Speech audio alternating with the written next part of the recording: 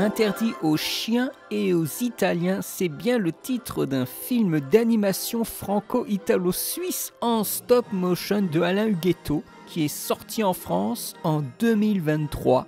Ce film au titre bizarroïde, eh bien, il parle de quoi ? Eh bien, il parle de Alain Huguetto qui reconstitue, en film d'animation en volume, le parcours de ses grands-parents au nord de l'Italie. Une famille qui se voit forcée de traverser les Alpes pour aller en France. C'est un film sur la famille du réalisateur.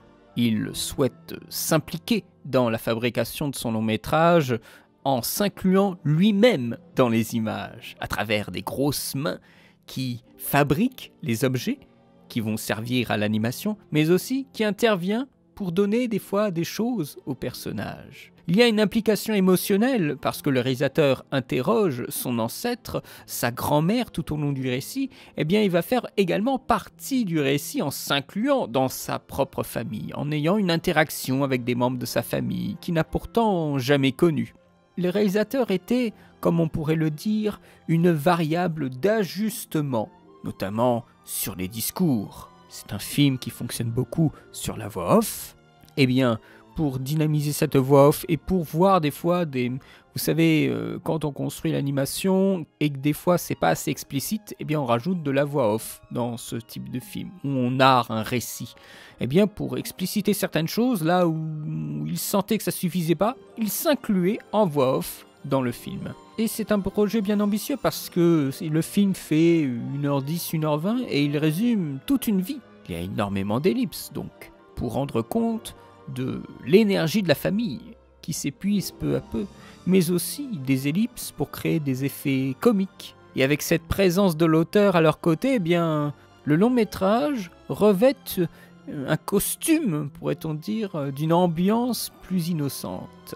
Ici, même si les sujets sont dramatiques, eh bien on n'a rien à craindre. Il y a un humour léger, tout en disant des choses quand il faut les dire, quand les situations l'exigent, quand on parle de la guerre, l'exploitation ouvrière, le fascisme. Cette famille découvre la violence du monde, mais elle garde un regard lucide, pragmatique, un petit peu innocent, tout en créant, par la mise en scène, par le jeu des sons, une bonne ambiance qui n'est jamais trop pesante, même quand les gens disparaissent. Il y a des petits moments qui reviennent régulièrement, comme la vache, la fameuse vache, qui est une vache en plastique, hein, c'est pas une véritable vache, ou la chanson de la polenta, ou le vélo dans la cave, ou le vélo dans la cave. Voilà des petits détails par-ci par-là, des petits jeux avec les objets. Quand le père doit couper un morceau en 5 ou 6 parties pour ses enfants, alors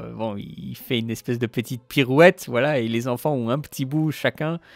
Des petits détails comme ça qui rendent le récit moins lourd, parce que le réalisateur a quand même fait ce film pour témoigner, rien que pour lui, c'est un film vraiment personnel, mais aussi pour ses enfants. Donc c'est un film qui est totalement valable, qui est totalement accessible pour les enfants, parce que c'est un film de transmission. On transmet quelque chose, on transmet l'histoire de la famille, on transmet aussi la passion pour le bricolage, qu'il a reçu de son père, qu'il a reçu lui-même de son grand-père.